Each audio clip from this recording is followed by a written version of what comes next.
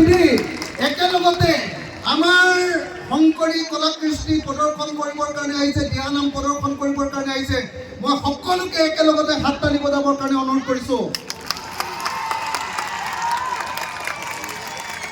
আমাক শংকৰদেৱে, যুগনায়ক শংকৰদেৱে, শ্ৰী শ্ৰী জগতগুৰু শংকৰদেৱে আমাক কেনেকুৱা এখন সুন্দৰ সমাজ দিছে, যি শংকৰদেৱে আমাক কেনেকুৱা সাজ পিন্ধিব লাগে, যি শংকৰদেৱে আমাৰ গীত কেনেকুৱা হ'ব লাগে, আমাৰ নৃত্য কেনেকুৱা হ'ব লাগে, আমাৰ ঘৰ কেনেকুৱা হ'ব লাগে, ঘৰৰ আৰ্হি কেনেকুৱা হ'ব লাগে, গোটেই অসমীয়া জাতিটোক অসমীয়া জাতি হিচাপে পৃথিৱীত পৰিচয় দিবৰ কাৰণে যিটো পৰিচয় গোটেই অসমীয়া জাতিটোক দাঙি ধৰিছিলে, তাৰ ভিতৰত আটাইতকৈ গুৰুত্বপূৰ্ণ মানুহজনৰ নামেই হ'ল শ্ৰীমন্ত শংকৰদেৱ। আৰু সেই শংকৰী পৰম্পৰাত, শংকৰদেৱৰ পাছত শংকৰী পৰম্পৰাত সৃষ্টি হোৱা এই নামটোৱে হ'ল আজি আপোনালোকে পৰিৱেশন কৰিব খোজা দিহা নাম। দিহা মানে মই ইয়াত ক'বলৈ গ'লে মই আচলতে বিশেষ যেটো নাজানো, মই বেছি ক'বলৈ গ'লে চাগে গীতালী বাইদেউহঁতে, নিৰ্মলা বাইদেউহঁতে মোক গালিয়ে পাৰিব, হয়নে নহয়? আৰু বিশেষকৈ কমলা ইয়াত আছে, কমলা গগৈ, হয়নে নহয়? আৰু ইয়াৰ পণ্ডিতবিলাক, সকলোবিলাক ইয়াৰ পণ্ডিতবিলাক আছে এই বিষয়ৰ, গতিকে মই সেইবিলাক বিষয়ে একো ক'বলৈ নাযাওঁ। কিন্তু এটা কথা ঠিক, দিহা মানে হ'ল দিহা। আমাৰ জীৱনটো কেনেকৈ চলাব লাগে তাৰ সমস্ত দিহা আমাৰ দিহা নামত পোৱা যায়।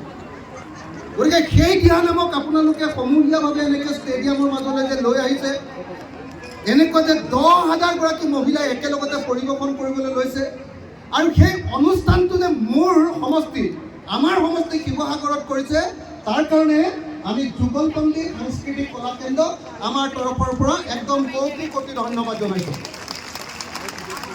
মই অনুষ্ঠানটো ইমান বেছি ভাল হ'ব বুলি জনা হ'লে, ইমান বেছি ধুনীয়া হ'ব বুলি জনা হ'লে মই বাইদেউক যিকণ পইচা দিছোঁ তাতকৈ বহুত বেছি দিলোঁহেঁতেন ন। ইয়ালৈ আহিয়ে গৈ দেখিছোঁ মানুহখিনিয়ে ভালকৈ পানী খাবলৈ পোৱা নাই।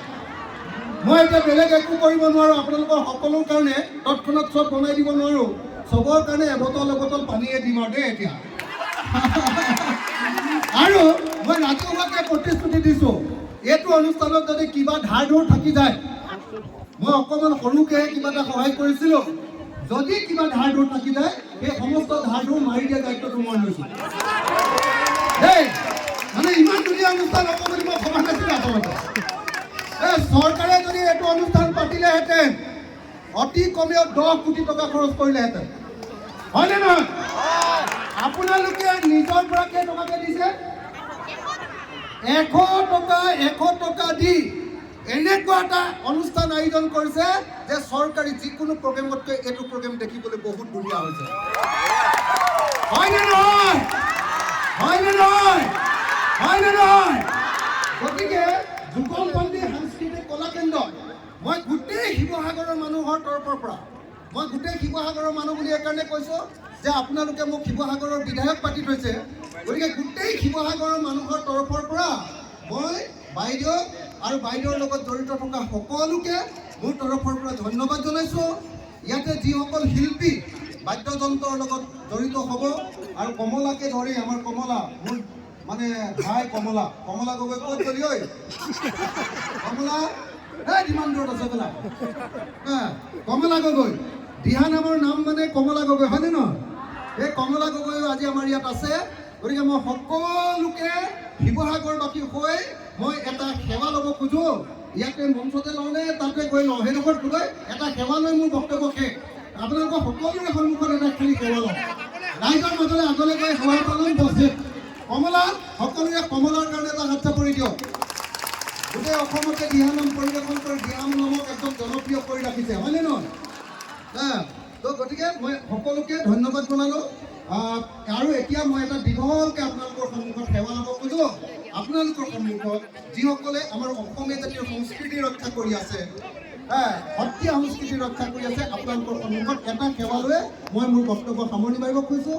আকৌ বাইদেউক ক'লোঁ, যদি কিবা ধাৰ থাকি যায় ডাইৰেক্টলি মোৰ ঘৰলৈ যাব, আৰু মই ৰাজহুৱাকৈ প্ৰতিশ্ৰুতি দিছোঁ, যদি নিদিওঁ তেতিয়াহ'লে মোক একদম ধৰিব